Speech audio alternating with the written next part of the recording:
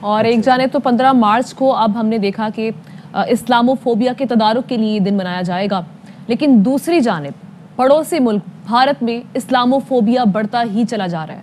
جس طرح سے مسلمانوں کے رائٹس کو غصب کرنے کی کوشش کی جا رہی ہے، وائلیٹ کرنے کی کوشش کی جا رہی ہے، وہ سب کے سامنے ہے، لیکن اس پر خاموشی برقرار ہے. وہ چاہے یورپ ہو، امریکہ ہو یا اقوام متحدہ ہو، ان کی جانب سے کوئی اس پر نوٹس یا خاطر خواہ اقدامات نہیں لیے گئے.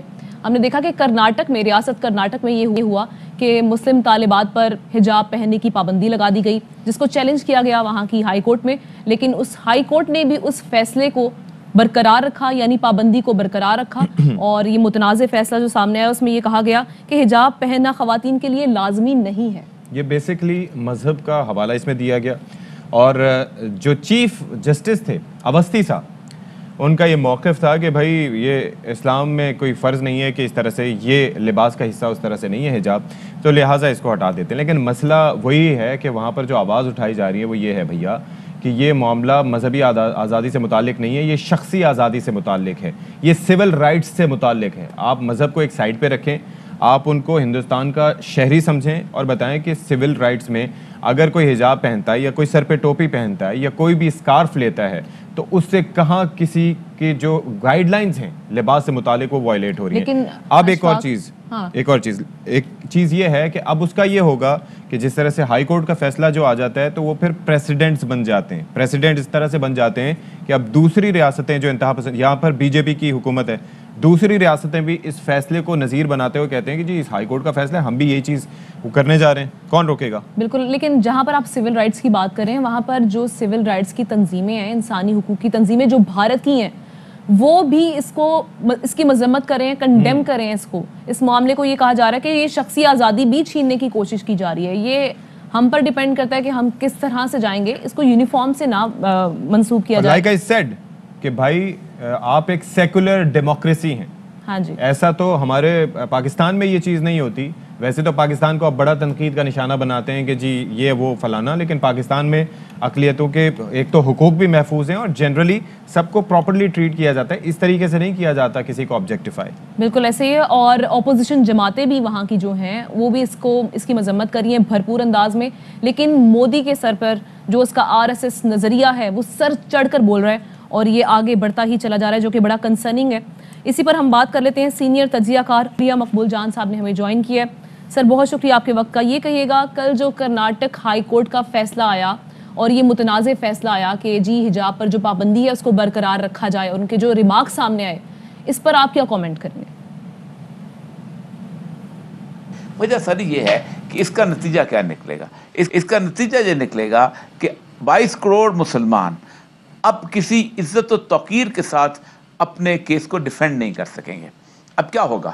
یہ بچی، یہ اس طرح کے اور بچیاں جو کہ سمجھتے ہیں کہ حجاب لینا جو ہے وہ واقعی درست چیز ہے، اور جو رسول اللہ صلی اللہ علیہ وسلم کی بیٹیاں لیتی رہیں، رسول اللہ صلی اللہ علیہ وسلم کی بیویاں لیتی رہیں، صحابہ کی بیویاں لیتی رہیں، صحابہ کی بیٹیاں لیتی رہیں، اس کے بعد ان کے بعد آنے والے تابعین کی بیٹیاں بیویاں لیتی رہیں، اور وہ قرآن کی آیات کے ساتھ اس میں ثابت ہے جو چیز. اگر لینا نہ لینا یہ اپنا فیل ہے، لیکن یہ بات طے کرنا کہ یہ اسلام کے اندر موجود ہی نہیں ہے، یہ بہت بڑا ایونٹ ہوا ہے. اور یہ بھارت کے اندر ان کو ایک راستہ مل گیا ہے. اب وہ ظاہر بات ہے وہ بیچاری آئے گی، حجاب پہنے ہوئے آئے گی، اس کے اسکول میں داخل نہیں ہونے دیا جائے گا یا اس کا حجاب نوچا جائے گا کہ تم تو ایک مسلمان بھی نہیں ہو، تم مسلمانوں والا کام بھی نہیں ہے جو تم حجاب پہنتے ہو. دوسری بات یہ ہے کہ بھارت کے اندر جو لوگ یہ سمجھتے ہیں، اور آج بھی لوگ یہاں دلیلیں دیتے پھرتے ہیں کہ بھارت میں دیکھو جی وہاں کا سسٹم ڈریل نہیں ہوا، وہاں جناب کبھی کوئی تالے آزمانی لے کے آیا، وہاں پر اس وقت ایک اکثریت کی آمریت نافذ ہے،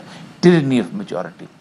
25 کروڑ مسلمان جو ہیں اگلی 100 سال تک بھی نہیں سوچ سکتے کہ ان کی زندگی میں سکھ کا سانس آئے گا.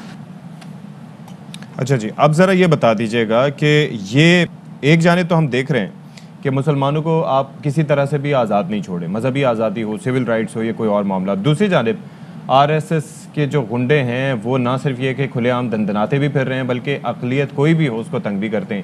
تو یہ ہندوستان کا جو سافٹ امیج ہے سو کالڈ، اس کے لیے کتنا نقصان دہ ہے؟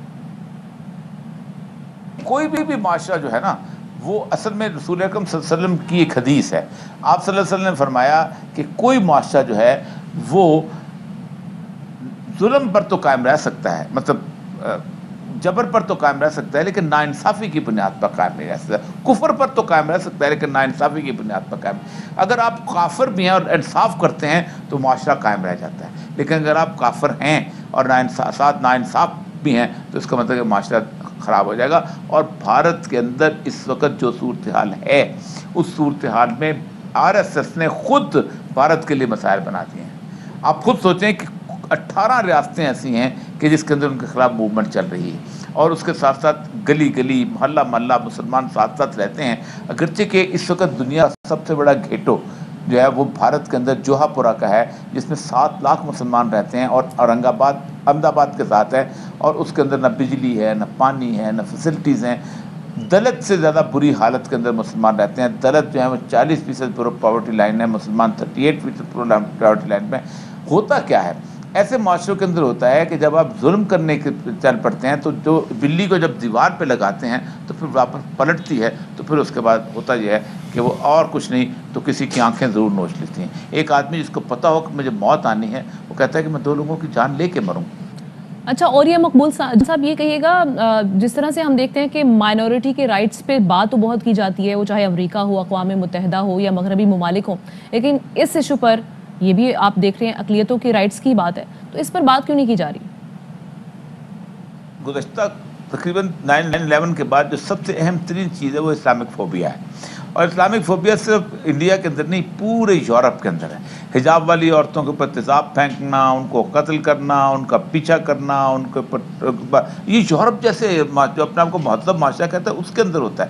پھر سب سے بڑی بات آپ مجھے یہ بتائیے کہ آج یوکرین کے اندر جب روس گیا ہے تو پوری دنیا چیخ رہی ہے کہ یہاں ظلم ہو رہا ہے یا انسان مارے جا رہے ہیں, لیکن آپ 14 لاکھ لوگ جہاں مسلمان تھے وہ عراق میں مار دیتے ہیں, آپ افغانستان میں مار دیتے ہیں, آپ لیبیا اس طرح کے باقی علاقوں میں مار دیتے ہیں. کوئی نہیں. دھورا معیار بڑا سادہ سا لفظ ہے. یہ تو بنیادی طور پر تعصب ہے, یہ تو بنیادی طور پر کسی شخص کو کسی امت کا جینوسائڈ ہے, یعنی جسے کہتے ہیں قتل عام ہے کسی امت کا بتائے مسلمان. ٹھیک ہے جی, بہت شکریہ مقبول جان, ہمارے ساتھ موجود تھے سینئر تجزیہ کار. اور یہ معاملہ جو ہے وہ بڑھتا چلا جا رہا ہے, لیکن جہاں پر بات ہم کرتے ہیں عالمی برادری کی تو کیا ہی بات ہے. مطلب عالمی برادری کا کیا کردار رہا, OIC کا کیا کردار رہا. جب مقبوضہ کشمیر میں ہم نے دیکھا تھا کہ آرٹیکل 370 اور 35A کو ریووک کیا گیا تھا, تو اس وقت بھی پاکستان آواز اٹھاتا رہا, لیکن یہ سارے اپنی ٹریڈ کو دیکھتے رہے اور اس وقت پھر خاموش رہے. تو اب وہی سلسلہ اسی طریقے سے جاری رہے گا جب تک مسلمان خود نہیں اٹھیں گے, کوئی نہیں ان کے پیچھے آنے والا. اور وزیر اعظم عمران خان صاحب نے جب بھی اسلاموفوبیا کی بات کی, انہوں نے مودی کے RSS نظریے کو بھی وہاں پر کوٹ کیا, اور انہوں نے اس بات کو بار بار ہائی لائٹ کیا کہ اس پر بھی کچھ کرنا چاہیے. دیکھیں کہ انڈیا میں کیا ہو رہا ہے, لیکن وہی بات آ جاتی ہے کہ کچھ نہیں اس پہ کیا جا رہا. بریک لیتے ہیں. اہم ترین خبریں اب ایک کلک کی دوری پر. آپ کے پسندیدہ ٹاک شوز ہوں یا اہم ملکی یا غیر ملکی شخصیات کی نیوز کانفرنسز, ہر لمحہ باخبر رہنے کے لیے سبسکرائب کریں ہمارا YouTube چینل. موسم کی صورتحال ہو یا کھیل کے میدان سے خبریں, اپنے موبائل فون سے ملکی اور بین الاقوامی اہم خبروں تک رسائی کے لیے ڈاؤن لوڈ کیجیے موبائل ایپ. باوثوق ذرائع سے مصدقہ خبروں, تجزیوں اور تبصروں سے مستفید ہونے کے لیے وزٹ کیجیے پاکستان کی سب سے بڑی نیوز ویب سائٹ www.arYnews.tv.